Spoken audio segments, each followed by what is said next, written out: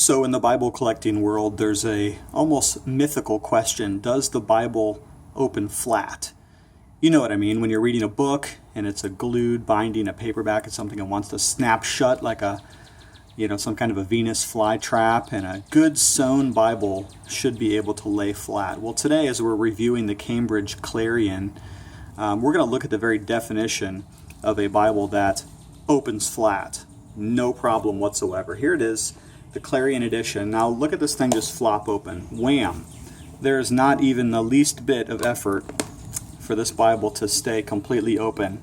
And usually the test of if a Bible stays open is to turn it to Genesis and see if it closes. No, not a problem at all with this beautiful Cambridge Clarion brown calfskin edition. Let's have a look here. It does not have any raised ribs on the outside, although it does have some etchings which look similar to ribs on the outside, a stylized design.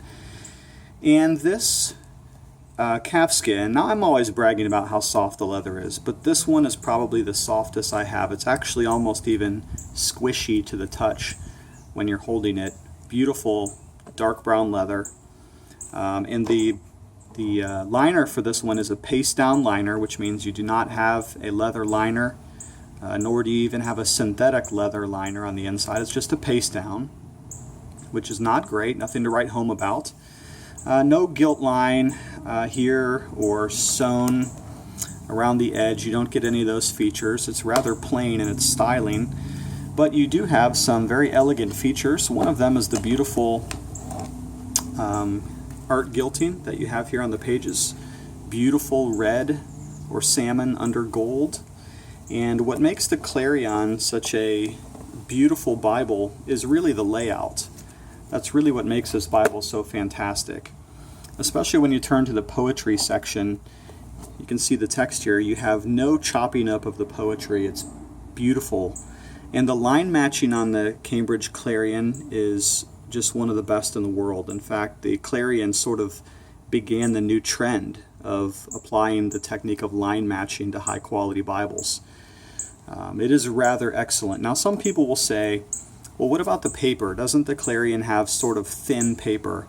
And my answer is yes, it does. The paper on the Clarion is a bit thinner than other Bibles, especially in the Premier League division, but it is not unusably thin. It's certainly not tissue paper thin. So if you're worried about that, I would say don't worry about it. It's fantastic paper. Now sometimes you'll hear about a Clarion having the problem of the page edges curling up. And that does happen not only with this Bible, but with the Pitt Minion as well. But usually that's under some unique circumstances. It has something to do, Randy Brown and I both agree, it has something to do with the humidity in the air. Dry heat tends to do that. I've noticed in the winter time when the heater is on, the edges will curl. Right now, this video is being done in May in Florida. Pretty good amount of humidity in the air, and certainly not even the least bit of page curling.